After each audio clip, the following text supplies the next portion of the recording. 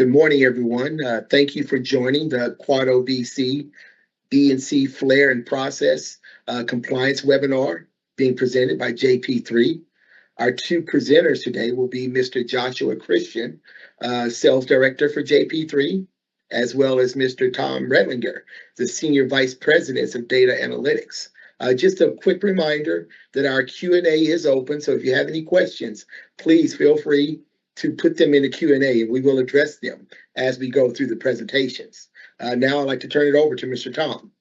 Hey, thanks, man. I appreciate the introductions today. I will tell you, my name is Tom Redlinger. I'm a Senior Vice President of Data Analytics. I'm here with Josh. Neither one of us are podcasters. We were here very late last night trying to figure this thing out. Some of you got multiple links. We certainly apologize for that. If we were podcasters, we probably wouldn't know anything about flares. So maybe with the exception of Phil Harris, who does this a bit more regularly, this isn't something we do very often. But what we do a lot is we've done a lot of flare inspections. We've spent the last 8 months, 9 months doing inspections under Quad B. We've had a couple of years ahead of that, maybe 4 or 5 years doing flare inspections with our systems ahead of that.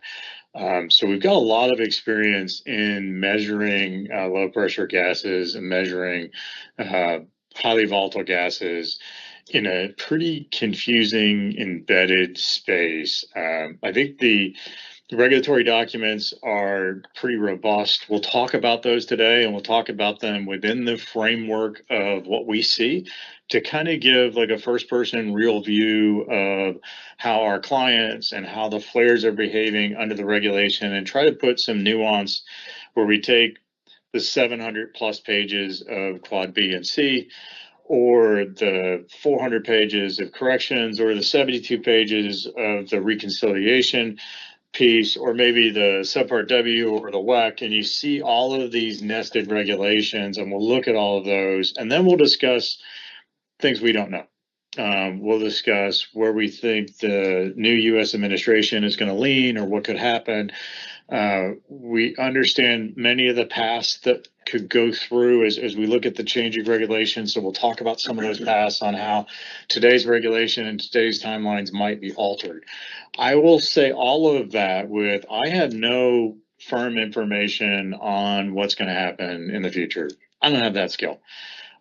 So while we can speculate and opine, I can't give you legal advice on what you need to do in terms of compliance. I can give you some insight on what we've seen from other clients, but I want to make sure that this is deemed as an informational gathering piece, not necessarily as the definitive law as you see it.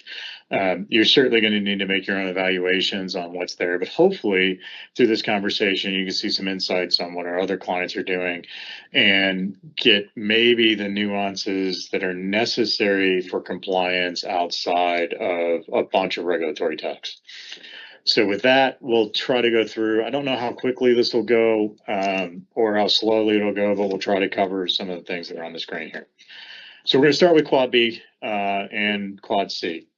So as a baseline, I think my guess is most of the people that are here have this understanding that there was a new regulation that went in May 7th of last year, and it divided kind of these two new standards, B and C. And B is anything that was new or modified after December 6th of 2022, and C is the existing stores piece, which is covered by the state-based plans. And we'll get a little bit more into that as we go through. But if you boil those two regulations down to kind of 5 distinct points, it basically says you need to monitor your facilities for leaks. You need to measure and monitor your combustion devices. So that's your flares, that's your VRUs, that's your ECDs. And a lot of times when we're talking about Quad B, and we're often guilty about doing it here, we talk about flare testing. But really it's more than flare testing. It's things that burn are required to go through some sort of initial testing or ongoing testing, ongoing performance tests. You'll hear the EPA discuss, but that's what's in blue. And the majority of this conversation today is this piece. But the majority of Quad B and Quad C is on kind of broad scale methane testing and optical gas imaging and valve leaks. So there's a whole bunch of things that are in there with, how do you do your tank tops and what do your thief hatches look like and what is valve packing? We're not going to go into that today. We're going to stay focused on what's in blue here, which is what are we doing with flare monitoring and what does it look like? We'll start with what it is today and then move our way through what it might look like in the future. So here's what that timeline looks like. So there's already flare regulation out at the EPA level. And that's the Quad O series, Quad O and Quad OA. And Quad OA has had kind of a torturous path as it's been challenged a number of times and rescinded and maybe brought back. But Quad B and Quad C are there. This is what the timeline looks like. So in May, there were really three things that happened. So Quad B became a final rule. The super emitter program started as well. So they effectively a different compliance mechanism, not Quad B, but also very important. And the third thing they did in May of last year is they said, we can now use advanced technology to measure these systems. And so three things all happening at the same time, all different.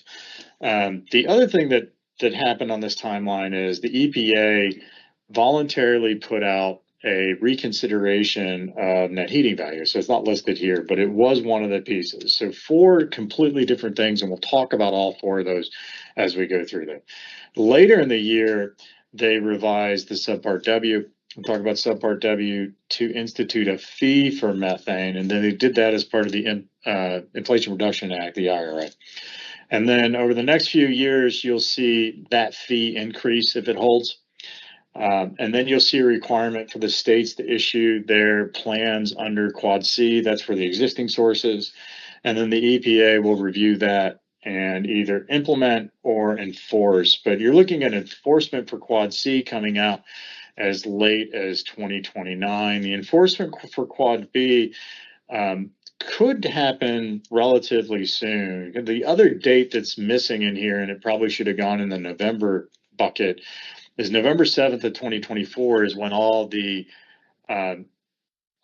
compliance or regulated sites under the first tranche were supposed to be completed. So in theory, there should have been a couple thousand sites that should have been done and completed their testing as of mid-November 2024. And we did a bunch of those, and there's some other technology that also did a bunch of that compliance testing. But there was a number of owners of assets that did Quad B compliance testing for their new and modified sources that should have covered them from December 22 up until at least May 7th, if not through the summer months. And what we saw is our clients, as they had new sites or more modified sites coming in, they kept adding sites as they went through, and that's still going on today. I got confused on which site's working. We'll talk about kind of compliance, but right now the EPA has 6 different processes for approved processes for testing flares. So doing that process monitoring, and this is what they look like. So you've got calorimeters, you've got GCs, you've got mass specs, and you've got 2 approved technologies. There's a camera, and then there's the system we provide, which measures the gas. It's called the VeraCAL. What you see here is this mix of things that are hard to do and things that are easier to do. And what the industry has said is, while there's 4 things, the GC, the calorimeter, and the mass spec, or 3 things, depending on how you look at it, that are already approved, the industry feels like these are too cumbersome. And I tend to agree with the industry here.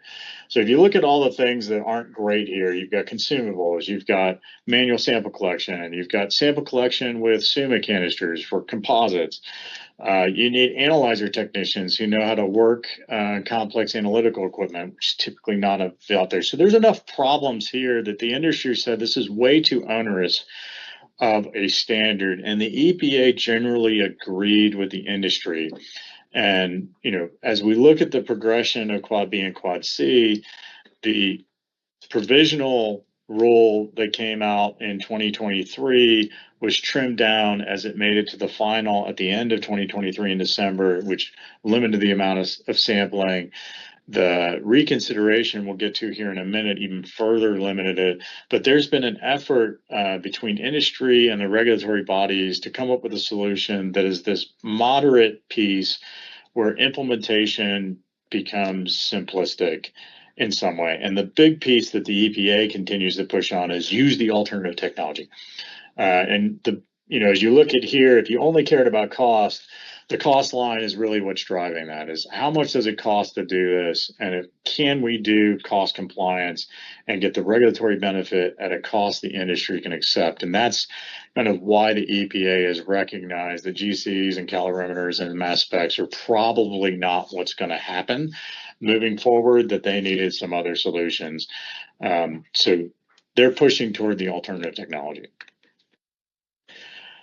This was their reconsideration, and so they said they would do a reconsideration in May. That came out in December. If you read the 72 pages of that document, it breaks it down into a bunch of different categories. And so I'll start here, which is their voluntary proposed amendments. So the EPA said, we're going to voluntarily propose the amendments, and it's two buckets. So the first bucket is we're going to allow temporary flaring to go beyond the 24 hours to 72 hours. That's really not this process control piece, but in sense of being somewhat complete, they said, go ahead and temporary flare up to 72 hours. There's a bunch of caveats around that, but they said you can flare for process controls up to 72 hours. Now back to kind of what we're talking about here, which is net heating value. They said, okay, for new sources, we don't necessarily need you to do unassisted devices. So if you have an unassisted device on a new source, in most cases, you're not going to be required to do performance measurement on that. There are a number of exceptions in there, and that's produced water sites and other sites that you're going through there are in that new source category. But that was a big change, and that will affect reducing a number of these sites. I included a table below from the EPA's regulatory impact assessment, and this is pre these changes, but this was what the EPA thought would be regulated under the initial Quad B and Quad C. And so you can see on the flare line, they thought they would have 55,000 under B and C in totality. And if you talk to the EPA, there's typically a couple thousand flares that get added a year.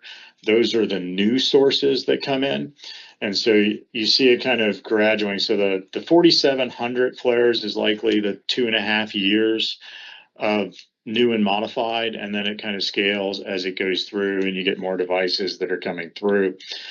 So new sources got changed. They also changed the existing sources where they said most are exempt. And what that does is instead of scaling from this 9,000 to 55,000, you're going to get a significant reduction in the number of sources. And, while I don't think there's any real definitive industry numbers on these, there's a lot of devices out there that are air assisted. And I'd say that pressure assisted flares are a limited subset of flares and certainly not the dominance of what we've been seeing out there in the space. So we see air assisted quite a bit. We see unassisted flares, but for your existing sources, so this is the Quad C, we agree with the EPA that the majority of the Quad C sites are not going to be regulated.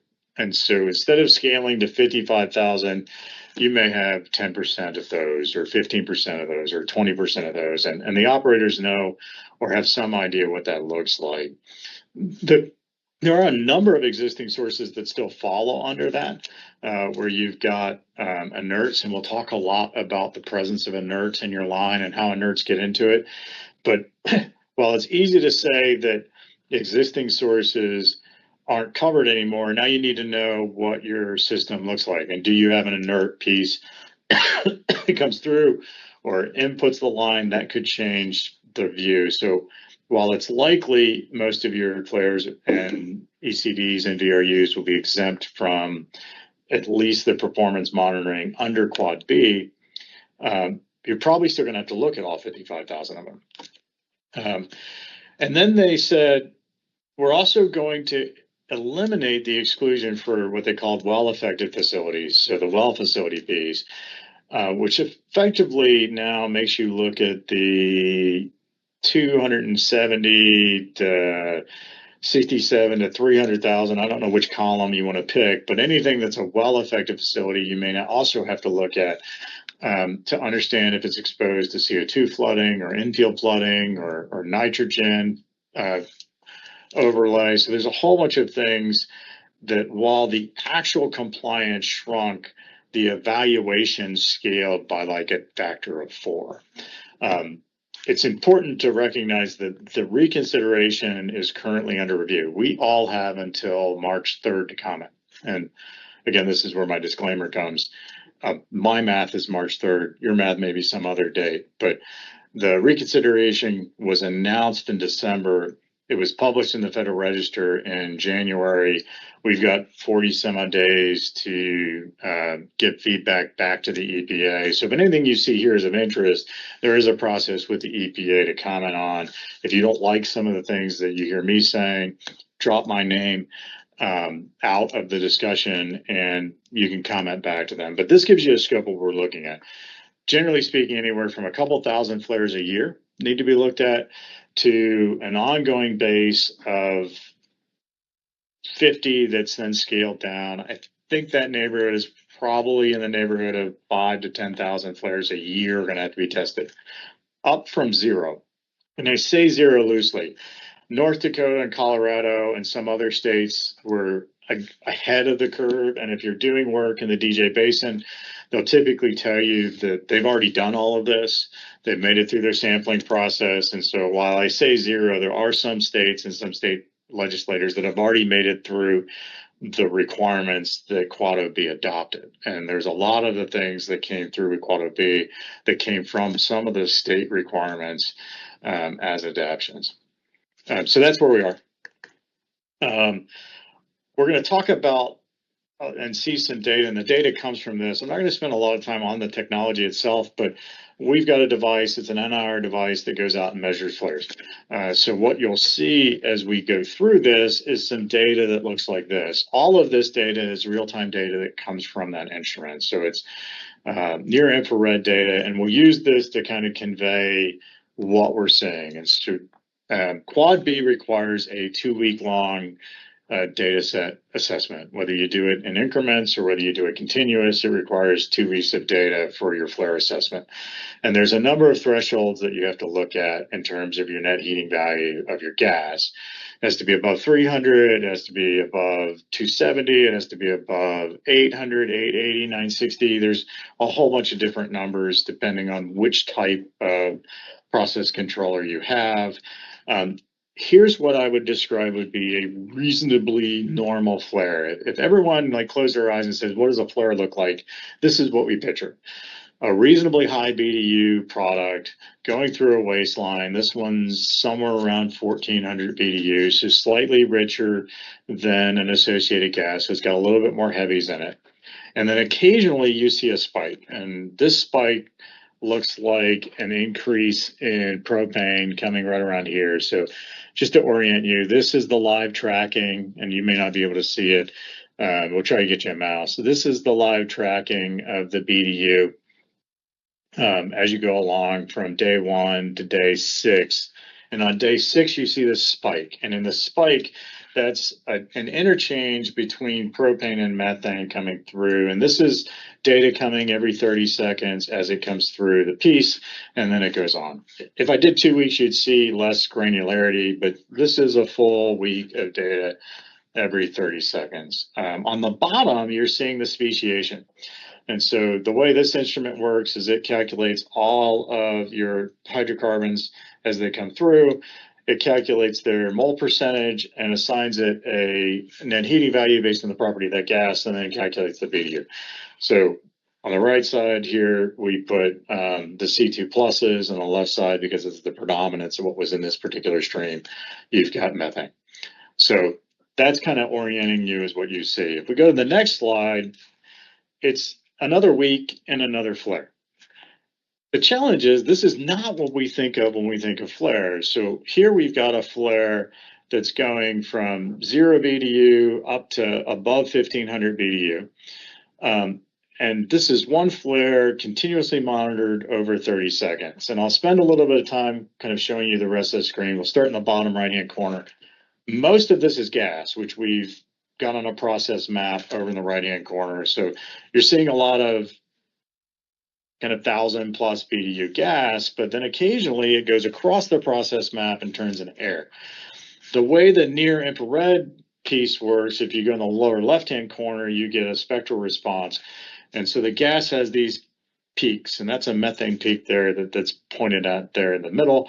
And then the flat lines on the bottom, that's what air looks like. And so while we all think that our flares are reasonably constant, you get this kind of traverse of piece. Now, what's interesting here is this is a compliant test.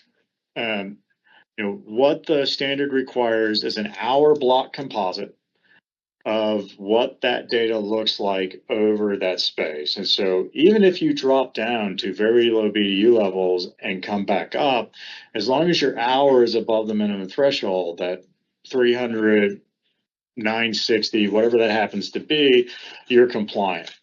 And so we talk about kind of a minimum composite collection, and OOOOb requires you to collect an hour's worth of data in a block and report those in hour blocks. And that's what this does. And so what we'll do here is anybody that's doing these measurements, whether it's a GC or our system, will average the data over a block hour and give you a result for that hour. And that's either a compliant test or non-compliant test. And because a lot of those dips are 5 minutes, 15 minutes, they get effectively eliminated in the piece there.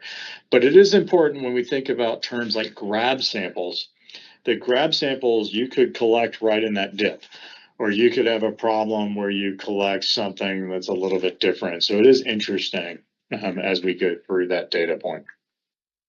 Here's what an hour looks like. So this is an hour in the life of a flare, and I think this is a video, so we'll orient us again. So here we're doing an hour composite. So we're just testing for an hour, not testing for 2 straight weeks as we go through it.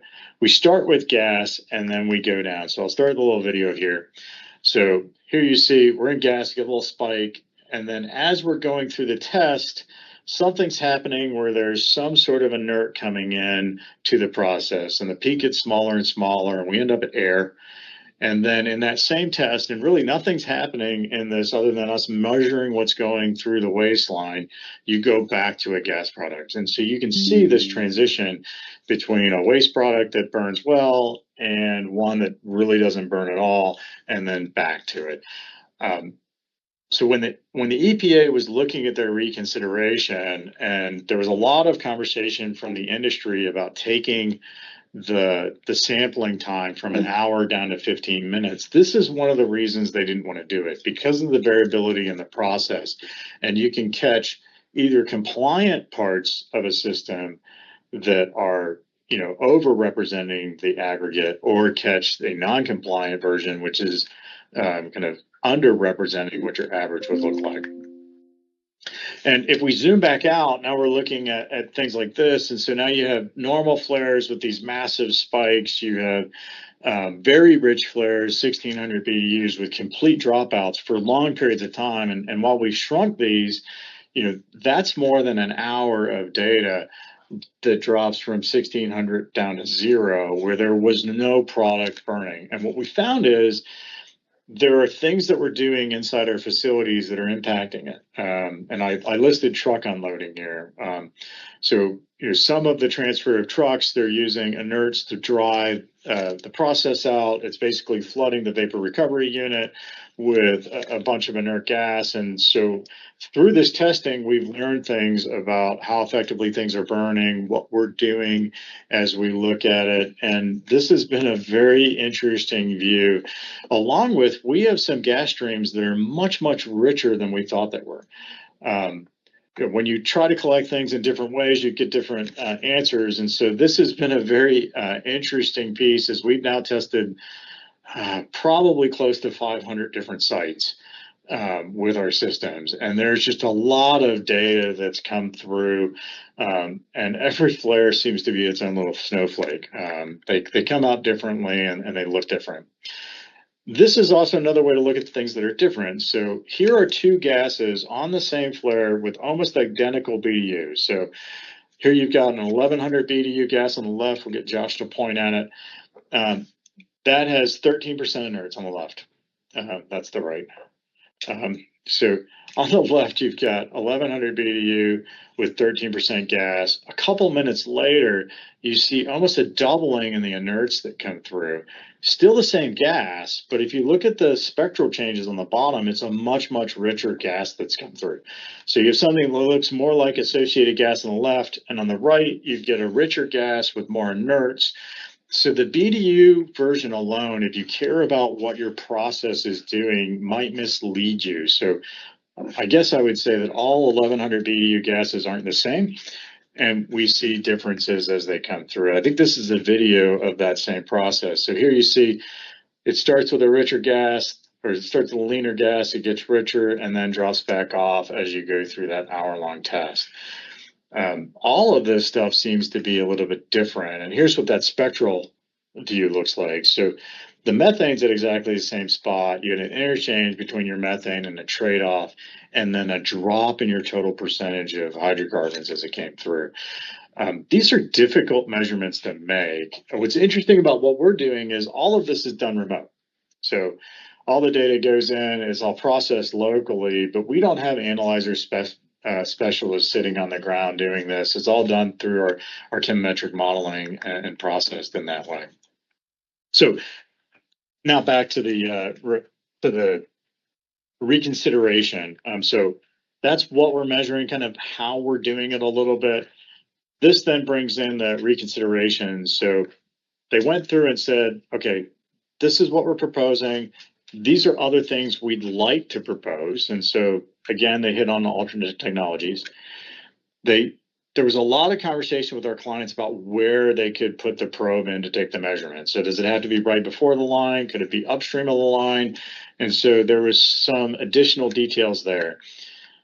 For most people that are doing this type of measurement, it's a manpower intensive piece. There's somebody out there for 12 hours a day, taking an hour in the morning, an hour in the evening, trying to do a number of sites to make it work fiscally.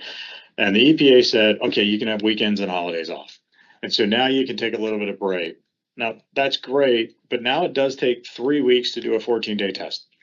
So now your 14-day test is really a 21-day test by the time you get in there and do that work. So it's good for a lot of the stack testing companies that just it destroyed the manpower component. A lot of our clients who are using our equipment didn't really want to do a 14-day straight 12-hour day piece. It was just a lot of work. So they allowed for breaks and holidays. For the system that we've got, we can either leave it there for 14 days without any manpower, or it can be taken around, and we'll talk a little bit about that. We talked about the block averages, and then we talked about the reason for the 1 hour minimum sampling time. They made an exception in here where if there's low or intermittent flow, you can document it and try to say you can't do it for an hour. So they created an onerous set of exceptions for doing it less than an hour. There is a way to do that now. I'm not sure how clean it is, and I don't know how to separate a non-compliant event where you have an inert slug come through and low and intermittent flow. And so there, I imagine, going to be a lot of conversations on this particular line as we go forward. Additionally, they came back and said, we'd like comments on some things. So this is all the reconsideration. The first thing they said is the industry has suggested that 1945 is not their favorite standard. One of the industry players said that it's expensive and there's not a lot of equipment out there. They prefer to use 2166 or 2261, which are cheaper and more readily available. And so the EPA is considering that as well. They also have entered into a conversation on, can we use Tedlar bags? And what's interesting is my estimate is about half of the tests done today have been done with some form of Tedlar bag. None of those are permitted. So if you think about the 1,000 or so or 2,000 sites that have been done with Tedlar bags under the current regulations without this reconsideration, they're not allowed. And so unless that gets approved through this, and specific to how it's done in EPA Method 18, those tests may need to be repeated because those aren't compliant because they either didn't use 1945 or weren't collected in a SUMA canister, which is effectively what the standard requires today. They've asked some things about NHV, CZ, and DIL. That's combustion zone and dilution zone. That's specific to how they're using the cameras. And so there's some conversations on what we can do with cameras. And the dilution zone, when you're thinking about a camera, gets interesting if you can't see the flame. How do you do that? And that's what that last point is down there. So if you'd like to comment to the EPA on any of these, that's effectively what they've asked the industry to provide comments. You've got a couple weeks to get that done. The Tedlar bag thing is interesting because most of the people that have done Tedlar bags attach a Tedlar bag to the gas line. Now, it's important to know for those of you that aren't kind of out there doing this, that the low pressure line on a flare is a couple of ounces of pressure. It's not a lot of pressure. So it's really hard to collect a sample into a Tedlar bag. And so what the methods require is this complicated piece of a heated line, a heated sample box, metered flow, a pump, a needle valve, an evacuated cylinder. This is what the EPA thinks when we start talking about Tedlar bags. What the industry thinks is, I need a pump and a bag. And so generally we're just filling a bag either through the small differential pressure in there between the vacuum and the bag or something else. But what's likely going to happen is they'll tie the Tedlar bag collection to a known proven standard, which is either method 18 or method 40, which is a much more complex piece. Now I say much more complex. This is not unlike all the other sample collection requirements required by all the other approved methods. So if you think about what we're doing, we have to maintain a 60C box. We have to maintain a certain pressure. We have to maintain a heated sample line. So while it seems complicated, it's on par with every other measurement they're asking to do. And so when we start talking about the potential of collecting with Tedlar bags, this is likely what should come out of it, not a simple bag out there. Now, the other thing to keep in mind with Tedlar bags, and sorry if I seem like I'm rambling a little bit, but there is a requirement that the Tedlar bag has to make it to sampling in a certain amount of time. And so I think you've got like 72 hours from point of collection to get it sampled. And, I'm currently getting lab tests back from 4 months ago. The labs are backed up. There's lots of stuff going into the labs. And so I'm curious to see how the tie between collection and analysis come through. It's one of the advantages of having a process instrument is you get your result immediately. You don't find out 2 or 3 weeks later or a month later that you've had a non-compliant test. Most of our clients that have tried this and tried to do it over the hour, so collecting a sample in a bag over an hour, especially without an apparatus, but even with an apparatus, is very complicated to do. I mean, if you think about the volume in your bag that you have to collect a sample, the length of your line, what are you really testing? Is it a true composite? For those of you that care about actually getting a representative sample, this is difficult to do. If you try to do it over that full hour, we see a lot of failed rates. And typically it's excess air in the system, either brought into the sample line or brought into a poor collection process. But to get a very compliant version of this using a bag is really difficult to do. And you also have things where if there's condensate on the bag, they're supposed to throw out the bag as a non-representative test. The bag likely will have the heavy stick to the bag, and there's a lot of EPA studies on this, where your bag then gives you a lower representative result than an online process instrument would give. And so, there's some thoughts around bags, but there's a lot to think about when you think about bags. They seem really easy, and then you get to this spot. So that is 30 minutes on Quad B. Maybe we'll go over here to Subpart W.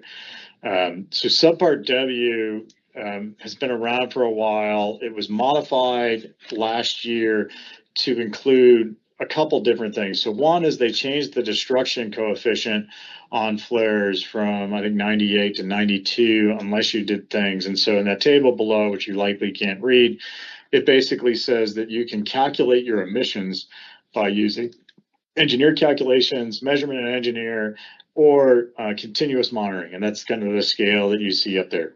If you continuous monitor, you can get like a 98% destruction coefficient, which then limits the amount of CO2 and might keep you out of the super emitter program. That's the goal. If you're in the super emitter program, it'll keep you out of how much you currently pay, which is also the goal. So there's an instant return on investment on installing an instrument if you have a subpart W regulated site that requires you to report from any of these sources that are listed here. This is all likely going to change, and we'll get to that in a minute. But right now, we're required to do a bunch of testing. It can test in a whole bunch of different ways.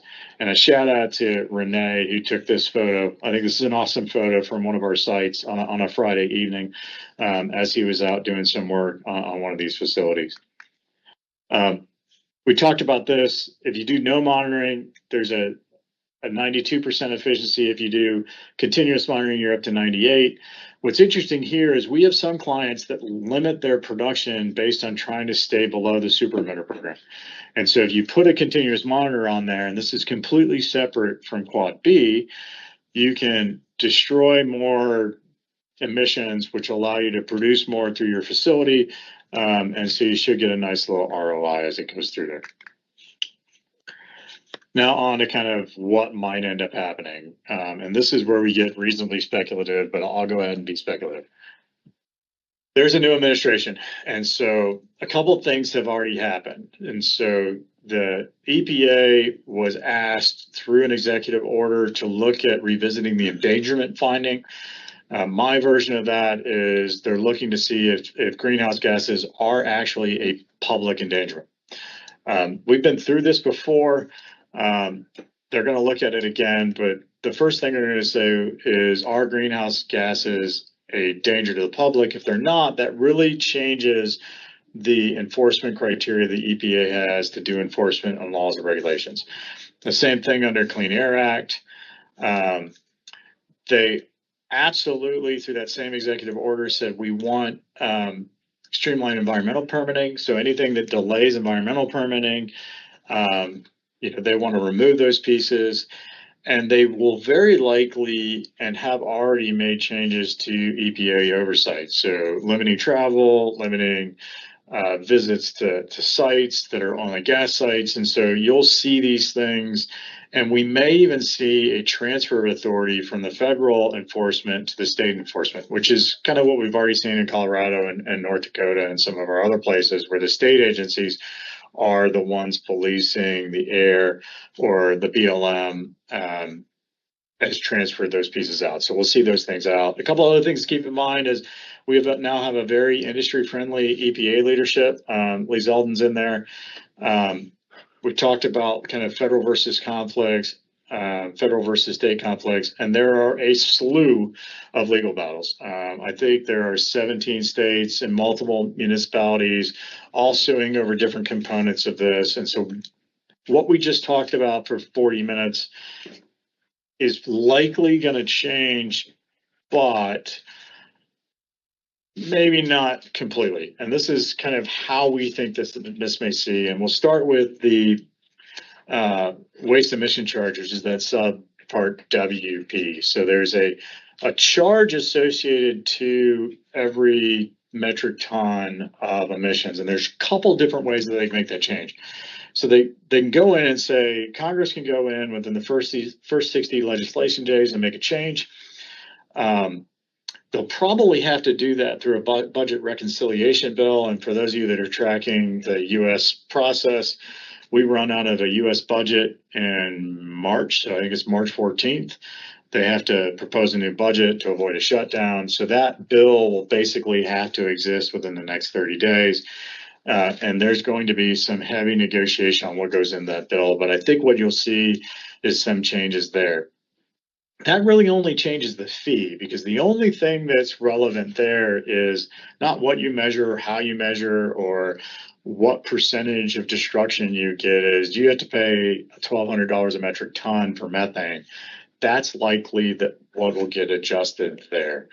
The challenge is when they make that budget reconciliation, it's tied into this massive infrastructure bill that also has to change. And so until they change the overarching bill, things will remain in force for probably a couple years after. And so the last time they made some legislation changes, it was 4 years until the effective pieces, which means all the compliance piece, all of the enforcement pieces are all still in effect while they get the larger reconstruction of a much larger bill done. And because these are inside a much larger bill, it's hard to separate out. And if you're interested, it's section 136 is the actual methane bill, methane fee piece of that. Then subpart W is also tied to outside of the IRA in terms of what you have to measure. So while you may not have to pay a fee, you still have to do all the other things because that's part of the Clean Air Act, and that's not going to go away. So while we may see changes to the waste emission charge, the fact that you have to measure it probably is not going to go away. They could come back and say, we're going to adjust subpart W and go after the larger bucket, which is the clean air piece. They could invalidate subpart W and take away the measurement piece. But you're talking about a multi-year strategy to get through that. Or they could come through and say, it's just not necessary. That seems to be a much, much longer, more torturous route. On the regulation on Quad B or C, we've talked about the changes to GHGs. It could cut enforcement. Those are some things that'll happen. They could revise the regulations, but because B and C are outside of the 60-day look-back period, this doesn't seem to be a very high priority in terms of what's going on. And because the EPA has made a lot of reconsiderations and industry-friendly moves, you're probably looking at the final component for B and C. Except nobody wants to do it. And so there are legal rules, legal reviews that are coming through. There are some interesting ties to other pieces that are out there. And so I think as you flip through the conversations, there's just a lot going on. A lot came out in the last 2 years. And there's a lot of legal things ahead, whether it's at the Supreme Court level or the other ones. The one that's really interesting is looking at the Chevron document or doctrine for those that are interested in looking at that. If they overturn that, which gives the EPA the ability to regulate in this space, that could get really interesting. So for those of you that are watching the regulations in this space, that's there. The other one to look at is they claim that the EPA has overstepped their statutory authority. And as you get an industry-friendly director in there, it gets kind of interesting as you go through it. The last piece, and we really haven't hit on this, and this is mostly to do with the visual piece. Quad B and Quad C allow third parties like satellites and planes with methane detectors to do their own reporting. And there's some conversations on the legality of a third party, a concerned citizen, noting where there's noncompliance. And so that is all being challenged as you go through it.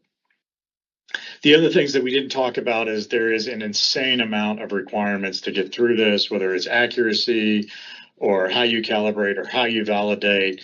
You certainly can't go out there with any instrument and do this. It has to be approved. We're doing daily validation, quarterly validation. There's monitoring, there's all sorts of document requirements, and then the reporting that's gone up. I'm not sure how many people have actually sent the full reporting up, but we've sent quite a few sample reports up to the clients as they've gone through it. So that is 45 minutes of the regulation, and I could go on for hours, but what I thought we'd do now is let Josh talk for a couple minutes about our solution and how we're meeting all the regulatory pieces. And Josh, go ahead, take it away. So thank you, Tom. Thank you, everybody, for showing up. Yeah, Thomas talked about a lot of the challenges, manpower being one of them, how to do it, how to take samples with Tedlar bags, things like that. And also the worst case condition that the EPA has put out there. There's a lot of issues with how to make this measurement outside of a refinery or a chemical plant. I mean, when we did this for Quad O-A, Quad O-B, basically Quad O-A, in the refineries, we had analyzer techs. We have a full facility that's what they do every day. And making these measurements was hard on those facilities. When we take this out to lease roads and start running analyzers on trailers and try to do this measurement out where we live and out where these flares are at, that posed a pretty big problem. One of the good things that we've had at JP3 is we've been on lease roads for years on dual fuel fleets, frac fleets, things like that. So our analyzer's been bounced around. We've done a lot of bump checks on it, and we learned how to take the issues of these roads and these remote sites. And so we developed our VeraCAL system to reduce the manpower, to make this testing easier, more visual for you, so you can actually see what's going on, and doesn't require the personnel supervision on site the whole time. Our flare cart, it's going to look like a lot of systems you're used to seeing. The difference is instead of having GC columns, things like that, we use a laser. We shoot a laser through a flow cell that absorbs the gas in the process, absorbs the light in the process, and we can actually see fingerprints of what these different gases are doing. At the same time, the EPA told us certain things that they wanted to see, which is interesting. Every technology out there, except for one, requires the validation capability that they want to give the customers the ability to say, hey, I'm validating, I'm giving you the right numbers, and we do that. So we're doing that about once every 3 minutes, we're validating, and then we do a primary validation once a day, which is very similar to what you've seen with your SIMS analyzers and your other analyzers in those same spaces. The other thing is we had to make it mobile. Whether you use it on a trailer or you have it on wheels, we had to be able to get it out to site to run a 14-day test, land it, and allow you to be able to make these measurements quickly. So we tried to put everything in a cart in something simple for you to work with. We're able to deploy these systems, whether we're doing the hour-long testing in the back of a truck or back of a cargo van, or we're able to drop these off for the full 14 days. And we're able to, as you see in the top right picture, you're able to set them at the flare, hook them up to the flare line, hook in 120 volt power, and we're able to go. With that, we collect about 40,000 measurements during the full flare test. If it's a full 14-day test, we will quarterly calibrate the system. And at the end of the test, you actually get your report ready to go for you to send and to enter into the EPA's website. So we tried to make it as simple as possible, while at the same time having the integrity of our measurement systems that we're used to seeing in the field. And it's kind of cool. It's there's a lot going up in that top data trend, but being able to see what our flares are actually doing, and I've seen this a lot in my downstream career, but being able to see that as I flare, I can see maybe my C1 value go down, and I see my heavies come in, or all of a sudden someone decides to do a line fill and they send a whole bunch of inerts to the flare, and we can see these real-time things happening in our flares, and that data is of course part of the package that we do, and be able to start reacting and start correcting some of our processes for maybe how we do different applications. So there's more than just the Quad O-B, Quad O-C that we give. If you're a fractionation plant and you have a leaky valve coming through, and all of a sudden you're seeing a lot of C3s or C4s coming into the VeraCAL, you can say, well, wait, I've only got 3 spots that can come from. Where's my leaky valve going to my flare? And you can adjust your process and correct for those issues. The other thing is, so we do the mobile lab sampling. I mean, you see it in the back of a pickup truck here. This is one of our providers. They've been great to work with. They've taught us a lot of things about how to make our system even better. And you see the hour-long testing here where they've done 6 different tests twice, so 6 different flares twice in one day. And you'll see how, like, if you look at number 1, 1-to-1 is pretty close. It's very similar gas going that flare. But if you look the 3s, there's quite a bit of difference between those two measurements. So the flare can change throughout the day. And knowing that can give you other pieces of information of how to respond to it and what you're really looking for your facilities. Maybe before you pull off this, Jess, the one thing that's interesting about this is now you can actually get through a lot of sites reasonably quickly. And so when you work with one of our service providers who's happy to do this, they could do a relatively large number of systems reasonably quickly, and do dozens of sites in a couple of months instead of doing, one site every 2 weeks. It's highly manpower intensive. This is easily a 12-hour day because each one of those is an hour-long testing. And so if there's any break in between sites, you're going beyond that. This was done with 2 different crews, an AM and a PM crew. But most of our mobile sampling is probably 3 to 4 sites a day. But this one, they really got after it. And they said, we want to be done.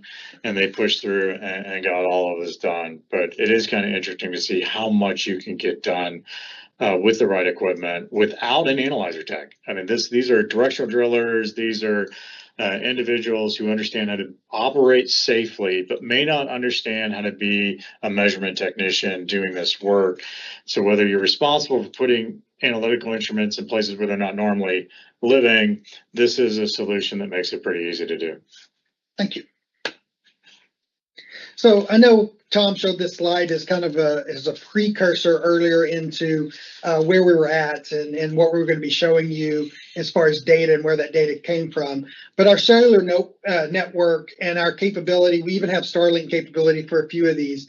But our capability to measure out in the field is part of pretty much no one.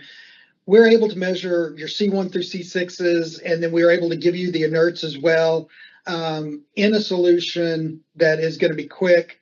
It's not going to require shelter. We're up in Canada. We're down in South Texas. We can take the heat. We can take the cold. We can measure during the rain, the snow, the storms. Maybe hold through a hurricane. I mean, or button down the wheels if you can go through a hurricane. But we're able to use our equipment out where we live and out where we work. So, just in conclusion of what JP3 has to offer, we're able to give you that net heating value real time. You're able to know right off the bat within seconds how your testing's going. You're able to log into that system and see that data real time as your 14-day test is going on. So we hope we can help you. We have our validations, we have test reports. We look forward to working with you. And if you have any questions, please throw them into the chat and we'll start answering those as we close out this session. Thanks, everyone. Thank you. Yeah, I don't know how this will work. I imagine there might be a little bit of a delay, but we'll watch the questions as they come in.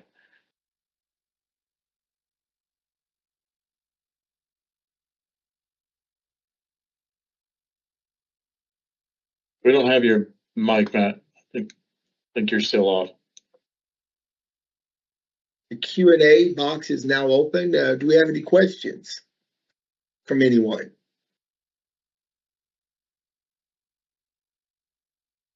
I think this is where the time delay comes in, Matt. We noted during our testing last night as we were doing our trial run as podcasters, it took about 30 seconds for that to come in. So we'll give a little bit of time here.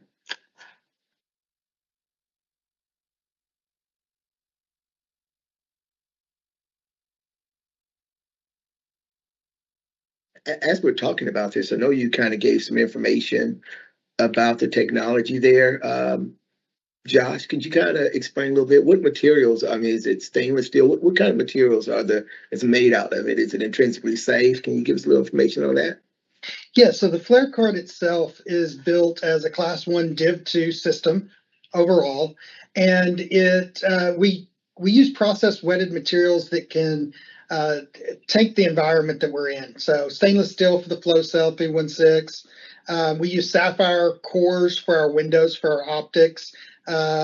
So they can take, if you throw sand through it, they can take a lot of the beating that the analyzer might need to take. The questions are coming in now as well. Yeah. And then also, we use the elastomers that are required for what can happen in a flare.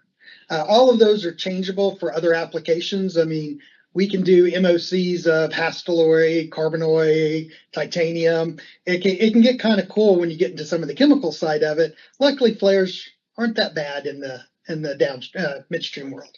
So Matt, we got a question came in from Melissa on the cold weather issues. So we've increased the heater size in the block. So what we found out is the wind chill really got to us. So when you think about things that impact it, the system itself is rated down to, is it -20? -20. But in order to keep the system at 60 C, we increased both the insulation and the size of the heater block and the amount of preheat that went in. So we have our own sample heating loop in there. So we have 20 feet of sample heating loop. In some locations, we've also added something as simple as a tarp, which seems to work. We've got some fixed installations that have a reasonably large insulated sheath over it.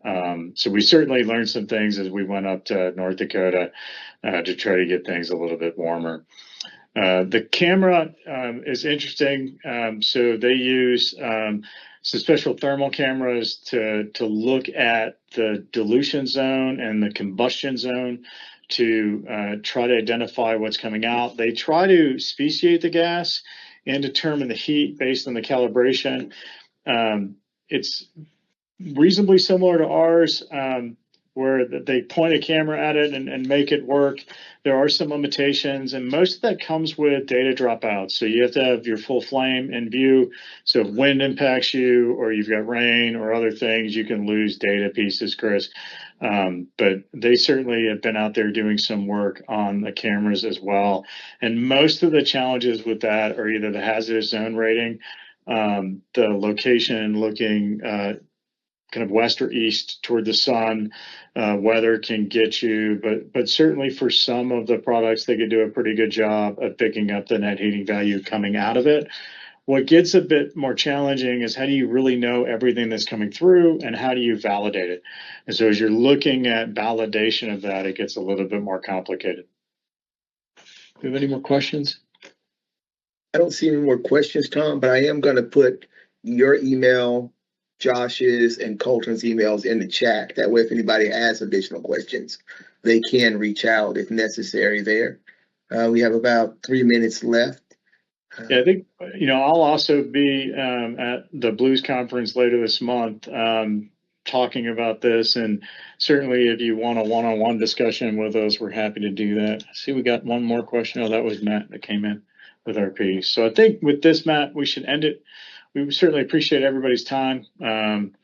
Thank you for coming in, and we really appreciate it. Hopefully we weren't too bad at podcasters as we went through it. Thanks everybody for the tolerance with the mix-ups. And if there's value in this, please let us know. We'd love to see your feedback.